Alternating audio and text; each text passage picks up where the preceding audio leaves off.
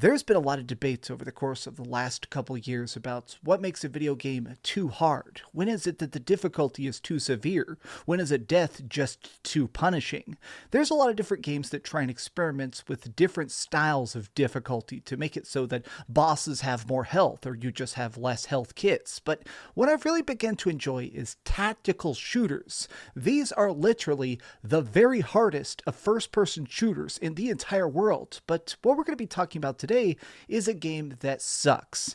Rainbow Six Extraction is easily one of the most boring, repetitive, and downright broken tactical shooters I've ever played in my life. So what I want to do today is explain to you why you should not buy it. This is a game that does not deserve your hard-earned money. But let me explain why. What's up, gamers? Dreamcastguy here, and these are my brutally honest thoughts about Rainbow Six Extraction. Let's begin this review by just diving deep to show you what a typical mission is going to have and why these missions can be so incredibly annoying.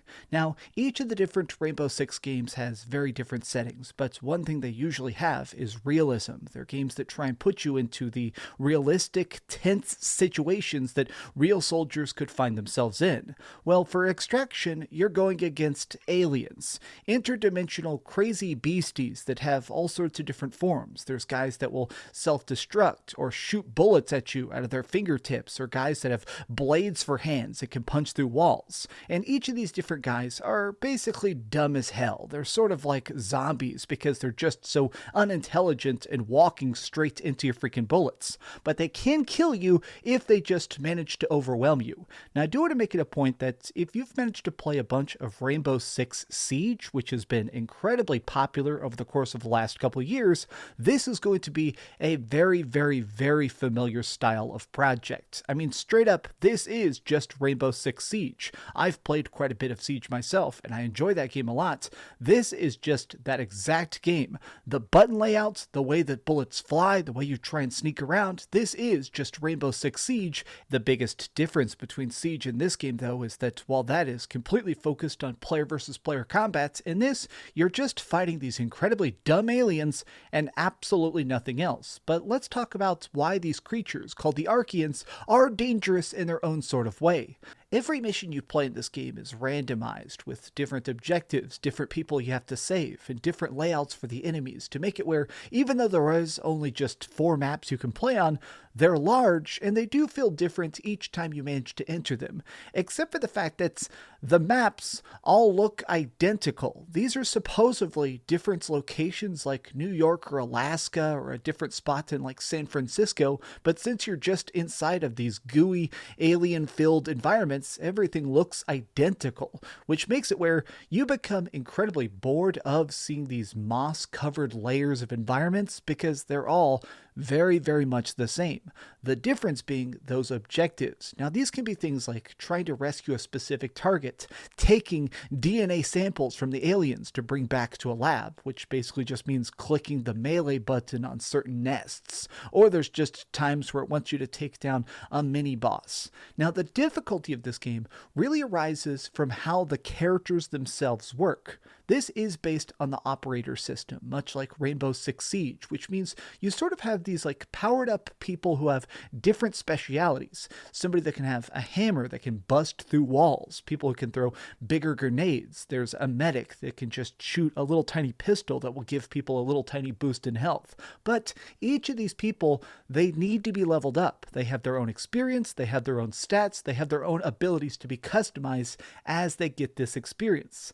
But there is a gigantic cost to losing in this game. If you make a mistake, if you get flanked, if you walk into one of those self-destructing aliens and you get completely decimated purely by accident, you pay a very, very hefty cost. The major aspect of difficulty in this game comes down to the health system, because you see, the way this works, you cannot be healed. You can get extra health that will go on top of your health pool, but think of that more like picking up additional armor. If you have 2 health, you can have 50 bonus health, which gets depleted first, but when you're at 2 health, you stay at the very brink of death. Now here's why that is such a very, very tough task. When I mean you stay at 2 health, I mean you stay at it. If you are low on HP and you leave a mission, your character stays wounded for the next couple missions, which means that the proper way to play this game is to keep switching between the different operators, which means that even if you like sniping, you can't just play as the sniper. You can't just level up the one person that you like the most or has the abilities and playstyle that really fit with you. You have to keep being switched between different characters, different missions, different styles of play, because everybody is going to keep dying. Now you may be wondering, okay, well what happens if one of my characters does get reduced down to 0 health?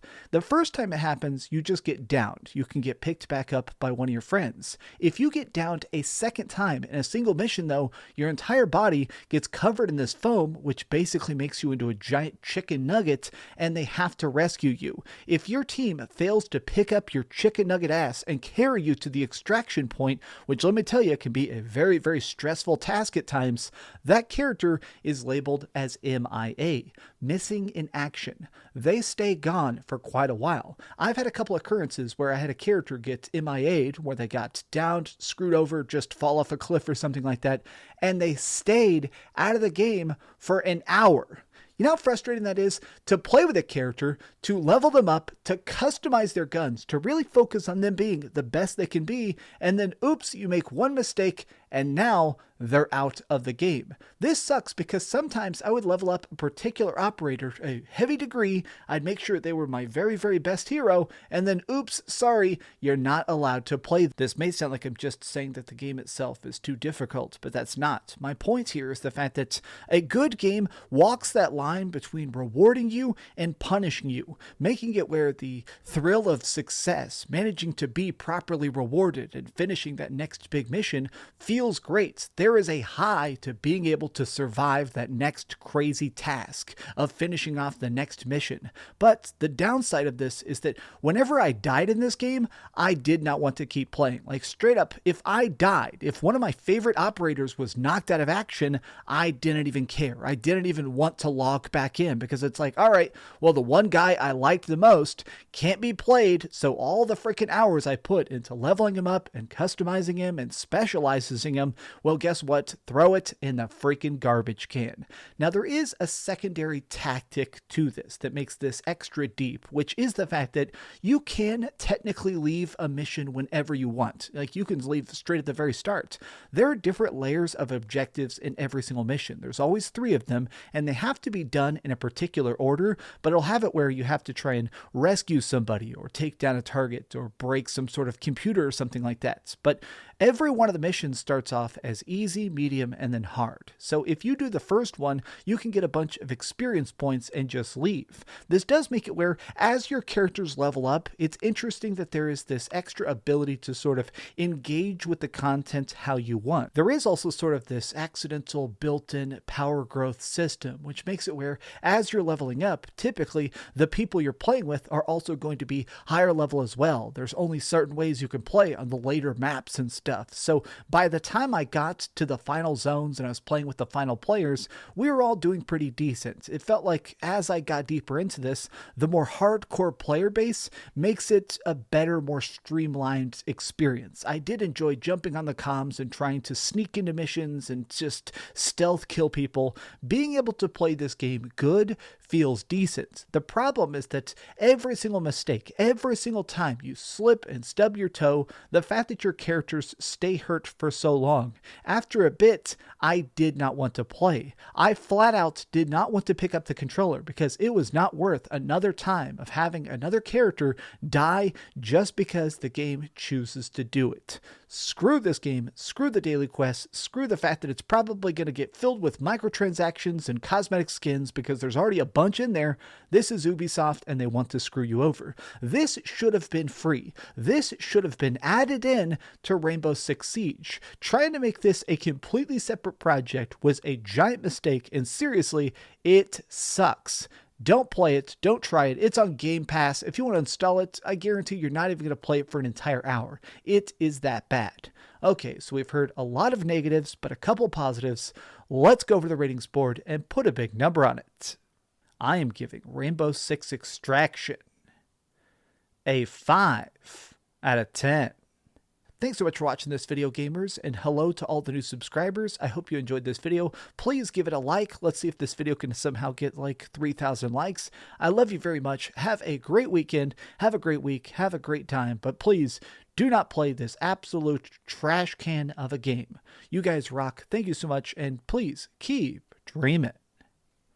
Oh my God, I can't believe I had to play this. Ugh.